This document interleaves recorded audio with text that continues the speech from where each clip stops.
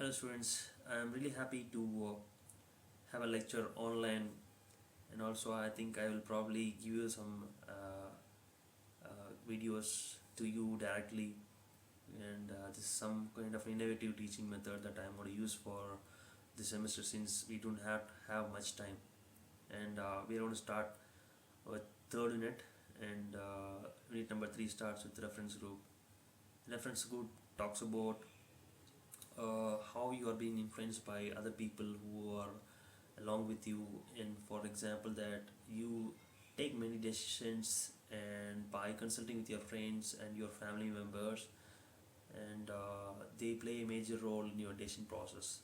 And if you want to buy a bike, you consult with many friends, and if you want to buy a laptop, and then you consult with a person who is technically sound, and all those things will form uh, decision. And know you'll get all the information from them, and then only you'll buy the product. And many people are actually influencing you to buy some brand, they are influencing you to buy some product. And also they say that don't go with that price, there are some products which is at lesser price, so you can get into that store and then get that product at the cheaper price. And all those things are being influenced by some other people. Take for example that in a class some people will be very good in understanding about mobile phones and their technology, and some people will be very good in understanding about laptops and other things.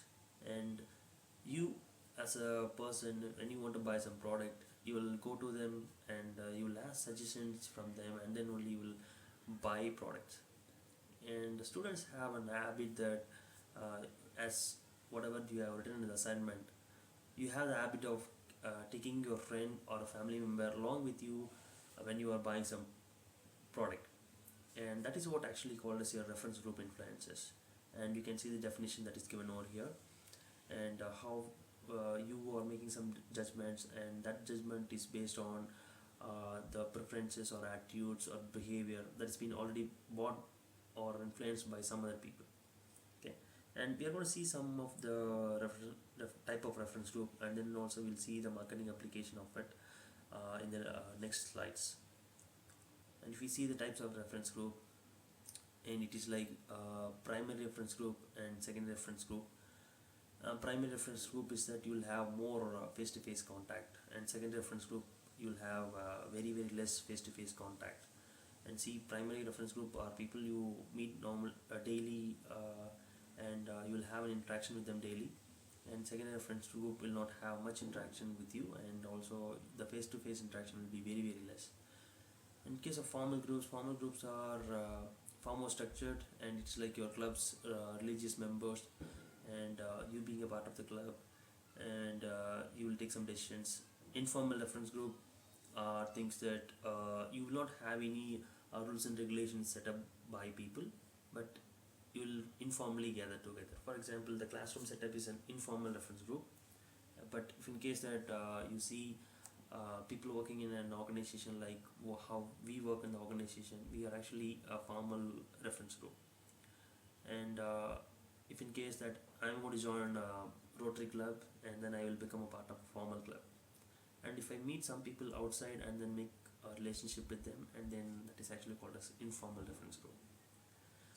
And I'm going to talk about membership group and symbolic reference group now. Membership group are like you will be a part of a member of some society, for example labor unions and employment unions, and you will be a part of a member, right? And symbolic reference group are where you want to become a member but you will not be a member.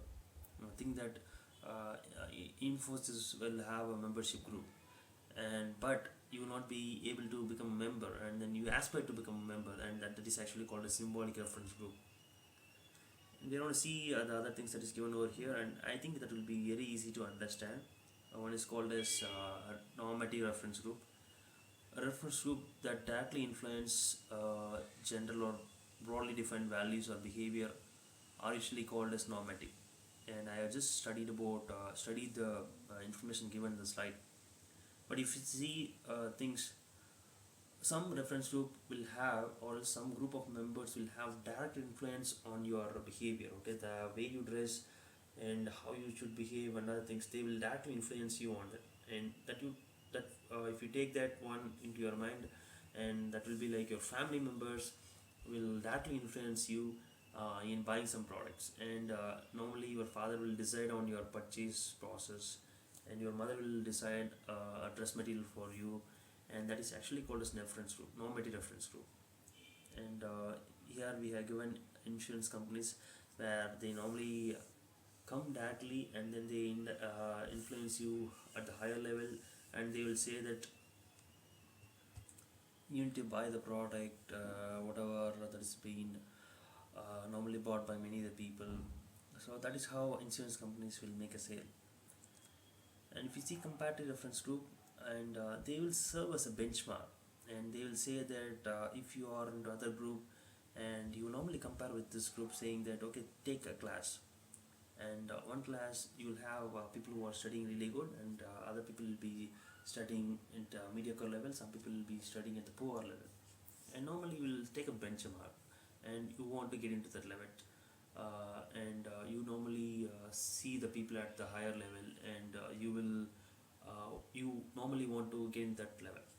Okay, that is actually called as comparative reference group. You will have people will have a benchmark, and then you want to get into that level. Indirect reference group are things like people will not normally get motivated by direct reference group. Direct reference group are people you normally meet. Okay, your primary reference group or second reference group, you have face-to-face interaction. But sometimes indirect reference group are people you do not know. You do not, actually it is not that you do not know, you do not meet them personally, but you will form an attraction towards them. And that is why many companies actually have celebrities as a brand ambassador to promote their product. See that you can see the examples that is given in the slide. One is Sachin Tendulkar promoting action shoes, Adidas. Asin communicates about HUL, Lux soap. Okay, this is actually called as your indirect reference group. Okay, they do not have direct touch with you, do not have face-to-face contact, but you will be the fan of them, and then you will get attracted towards them, and then you normally form a group. And in a class, if you say Vijay will have fans and Ajit will also have fans, and they are indirect reference group. And contextual reference group, and you will be a member of it, and then you will have positive and negative influences towards anything that's being suggested by them. Contextual reference group talks about you will have contact with the people, and normally through membership. Okay, and we have given an example like clubs. You can take country club, Rotary club, theosophical societies, and many other clubs as an example for contextual reference group. And aspirational reference group talks about you will not have any direct contact much, but you want to become a part of the group. You will aspire to become a part of that group. And like for an MBA graduate, and that too for Sona College, you can say that you want to be a CEB employee, because many students are joining CEB, and also there were some alumni who joined Deloitte. So you will aspire to join Deloitte, or you aspire to join CEB and want to become a part of that particular group, and that is actually called as aspirational reference group. Disclaimant reference group, you will be a part of this group, but you do not normally act according to the rules or according to the attitudes what normally developed by the group, but you will be a part of it. Okay, and it is like normally if you are having a liquor party, and in that party there will be some persons who will not consume liquor, but they will normally consume Maaza or any other cool drinks, but not the liquor, and but they will be a part of it. And that is actually called as disclaimant reference group.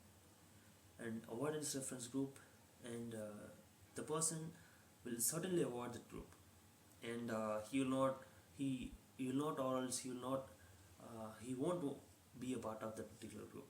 And you can take Andhra Telangana issue. People who are living in Andhra will actually hate Telangana people, and they do not want to be a part of Telangana. Telangana people normally hate Andhra people. They do not want to be a part of Andhra. So that is how awareness reference group will be formed. They do not want to be a part of that particular group. And we are going to see some applications, and then we are going to see some ways that you can formulate groups. Okay, the particular influencing factors of reference group are like you will get information experience. Okay, when you are into the group, and normally you will get the information, and you will gain experience out of the group. And also when you are getting some informations and you feel that okay, that information is worthy enough, and you feel confident about that product purchase, and also normally you will get attracted towards it. And attractiveness in the sense, if a celebrity endorses a product, and you feel really good. Okay, think about Amitabh Bachchan coming for Cadbury Dairy Milk, and also for some biscuits, and he influences many people. And also he influences younger age people also. And they know, do normally have the reference group will normally have the power. If you sometimes have a doubt on some brands, okay, and the person who are interacting with you will normally give you confidence, or else sometimes they will trust you to buy some products. Okay, they will say that okay, this product will be really good for you, so buy this product. And I'm going to talk about and I'm going to give you some information about how to form a reference group. For this, you need to follow these steps that is given in the slide. One is you should explore the consumption habits of people, and people means particular individual whom you want to join in join him or her into a reference group.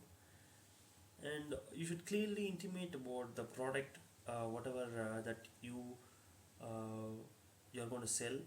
And for that, yeah, you are actually having a group. Okay, and now you are going to give an opportunity for that individual to compare his thinking and with the group's thinking.